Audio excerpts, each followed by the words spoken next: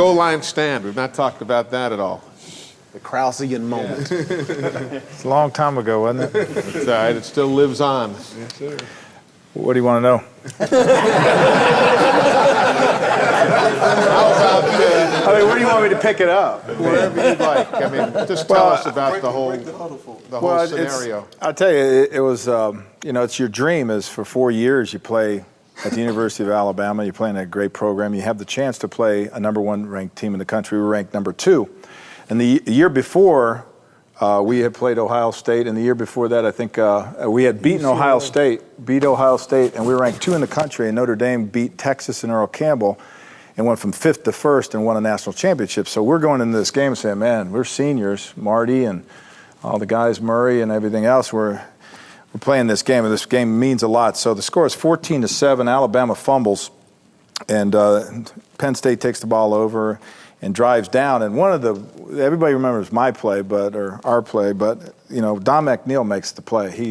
He makes that. He's got man-to-man, I think, in the end zone, and they ran a little quick out, and McNeal actually came up and made an incredible, awesome tackle that actually he went parallel to the goal line and took him on out of bounds. Yeah, tell us about your part. Then we'll pick back up with Barry. I was covering my man, and he ran a little down and in the end zone. Didn't have much room there. And at the corner of my eye, I saw them throw the ball to, I think Murray Lake was covering this guy, and I think Murray got picked or something. And it's just I saw it, and it's just reaction play, like you said, just reaction play. I went up, and it just happened for you. I made the tackle, drove him out of bounds, and I heard my roommate, my roommate was Curtis McGriff. He said, man, that was a heck of a play. But I didn't know that at that particular time. I'm just playing football, what Bill Oliver told us to do all the time, and I was just playing football. So I didn't know it was a bigger play at that time, but it's one of the bigger plays in my life. It was huge. Pick it back up. This is the pressure. Anyway, he makes this great play, and there was another play where they tried to run it up in the gut again on 3rd down, and then they called timeout, and that's the famous timeout that somebody said something to the quarterback, and I'm not quite sure who did. Who did do Marty? It was Marty. Who was it, Marty? Well, I had just come back from the Bob Hope show with Chuck Pacino, and we were over there, and he was looking in to see how far it was. Where'd that come from? Oh, yeah, I'm trying to set the stage. I was picking up where you left off. And, Chuck just looked at me and he says, well, what do you think we should do? A casual comment, and I said, I think you should throw the ball. And it happened that quick. And then, Barry, you can pick up now. And then we get back in the huddle. Thank you. I thought it was pass anyhow, not throw. Okay. Pass. Your vocabulary's changed over the years. Okay. But we get back in the huddle, and we knew it was 4th down and inches or whatever, 4th down an inch, and everything kind of got in there. And we all held hands. And it was all about coming together and everything. It's just everything that we wanted and prayed about, and that's what you want. I mean, you want it on the line. And Coach Bryant, this is the way it was supposed to happen. And so when they came out, it was just like we didn't know where they were going to go with it. Are they going to run a sweep, or are they going to go out, pass or whatever? So I got kind of deep.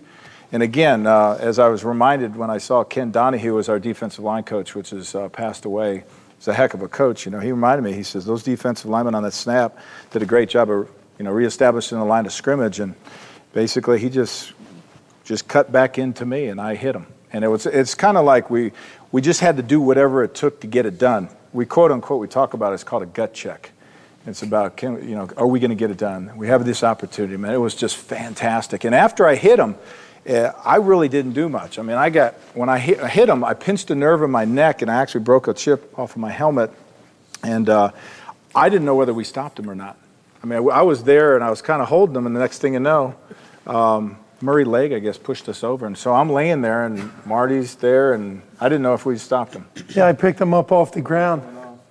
I wanted to make sure he was okay, so I picked him up off the ground and said, you know what, we finally did it.